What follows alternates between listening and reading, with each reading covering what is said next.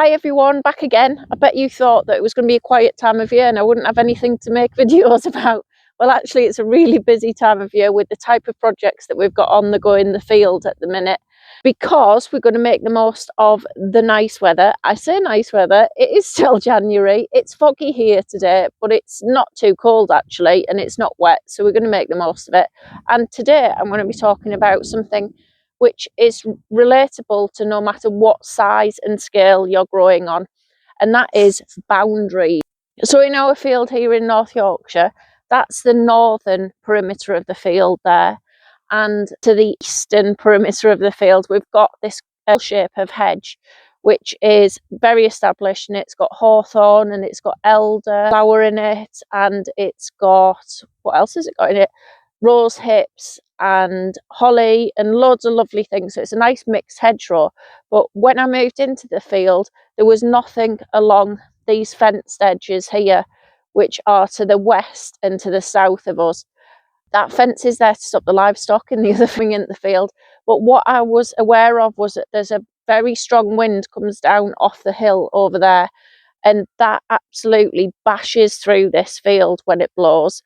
When I moved into the field, I planted birch trees along this western edge of the field, and then along the south edge of the field I've got mixed tree planting.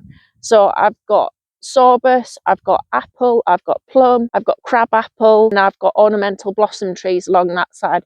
They are still very young, they're only 6 foot tall.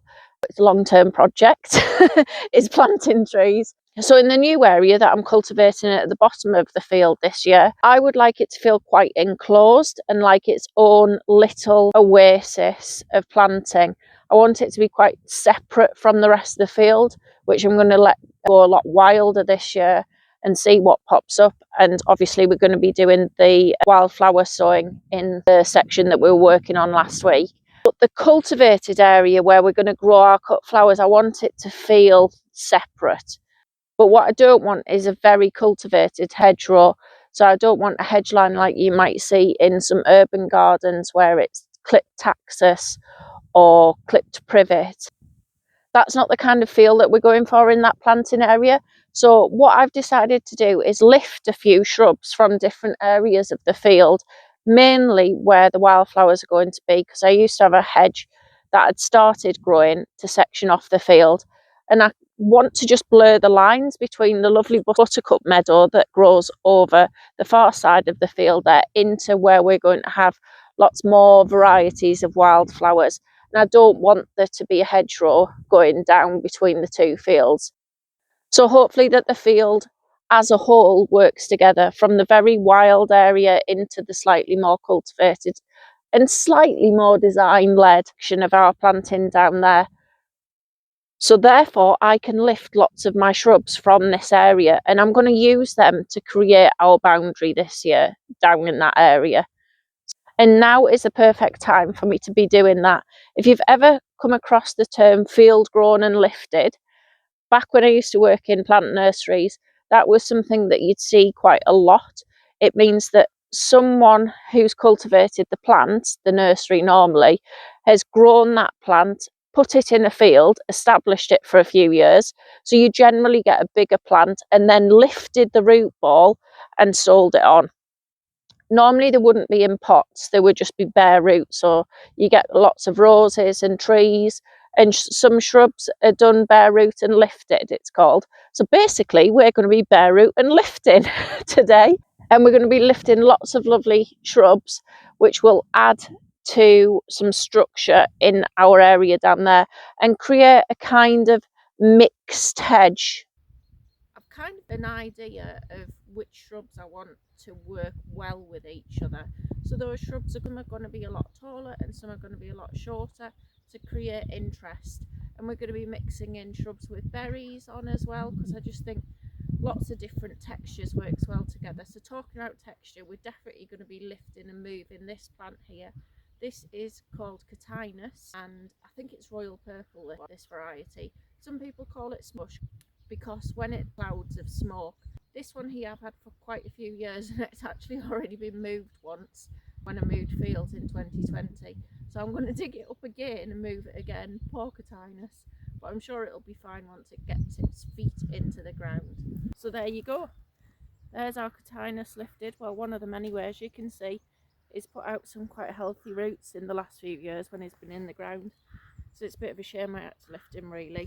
So I've taken about a 60 centimetre root ball when I've lifted this cotinus. And the reason that we're doing this at this time of year is because, as you can see, these deciduous shrubs haven't got any foliage on. So it's less stressful for the plants for us to lift them at this time of year, because they haven't got to retain moisture in the top growth because they haven't got leaves on. So there's less stress on the plant doing it this time of year. I know it looks stressful. I really do feel quite sorry for this cotinus, but it's going to allow the roots to re-establish itself in the spring before it gets too hot and dry in the summer, because that would stress the plant even more moving it at that time of year. What we are going to have to do though, because this is quite a big shrub, is we're going to have to put some stakes in, because roots on the shrubs are what anchor the shrubs and trees into the ground. So when the wind blows, it's the roots out in the ground that stop our shrubs going like that in the wind. That's why it's really important that if you buy any bare root and lifted shrubs, that you do put a stake in, because they haven't managed to knit their roots into the ground yet. So they're reliant on us to give them a little bit of extra support. Better get on and get the rest of these lifted. So here we are going to lift some Hypericum. You can see in the barrel there I've already lifted some. Hypericum, these varieties of Hypericum get to about 3 to 4 foot tall, and this variety has lovely peachy coloured berries on it, which will add a different layer of texture and interest into our mixed hedge. I'm still trying to think of what to call it. Mixed hedge. So we're going to get lifting these now. They'll be absolutely fine lifted. These guys have been in the ground about 2 years, I think. They were bought as very small plants, so bought as 9 centimetre plants.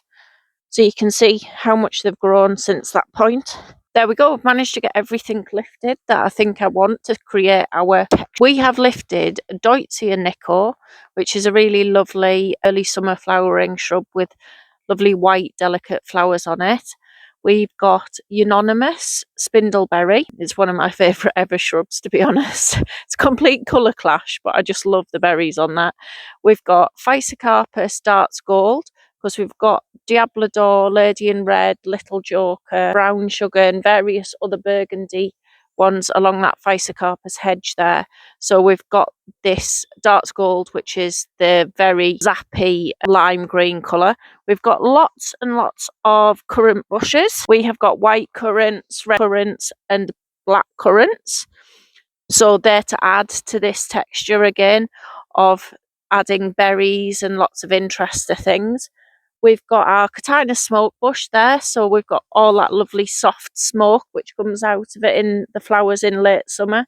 We've got our Hypericum, and we've got some Sophora there, which has really beautiful foliage. So even though they are all deciduous, even these twigs and branches that are bare in the wintertime are going to create a windbreak as it comes down the hill.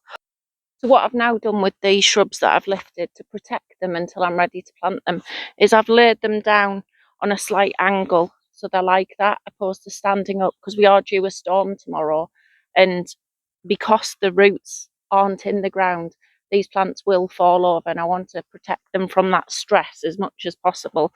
So I've laid them down, and I've laid them in row per variety, and then I've covered the root system with manure so that the roots aren't exposed and aren't going to be drying out. And then I've laid the next variety on top, so on and so forth. And I'll keep doing that until I'm finished with everything that we've lifted. The manure is going to protect the roots from drying out. It's also full of active bacteria in there, which are going to help the roots re-establish and start to regrow until I'm ready to put them in the ground. I know it looks like they're very close together, but they're not. These plants aren't going to be growing in this soil. They're only going to be there for a matter of hopefully 4 to 6 weeks, and then hopefully this ground will be dry enough and we'll get them into the field once it's ready and cultivated. So that's what I've been doing this week. If you are out buying bare root stock this week, or you've received some bare root stock through the post, best practice is that you give it a soak in a bucket of water for about 8 hours before you plant it to rehydrate the root system.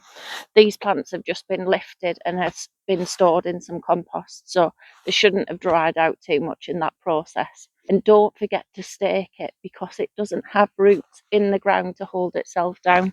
So no matter how tall or how small a plant is that you buy bare root, if it's a shrub and it has top growth, do stake it. Please like and subscribe if you've enjoyed the video, and I'll see you next week. Bye.